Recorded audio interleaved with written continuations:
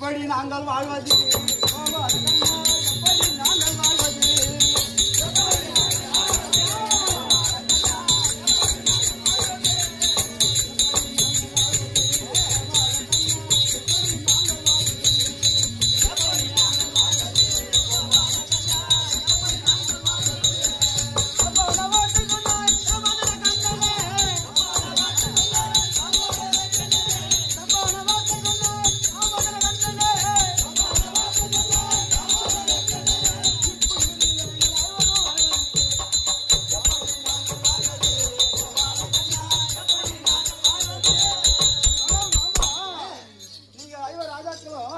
சுகமாக வாழ வேண்டியது தெரிவித்தீர்கள்.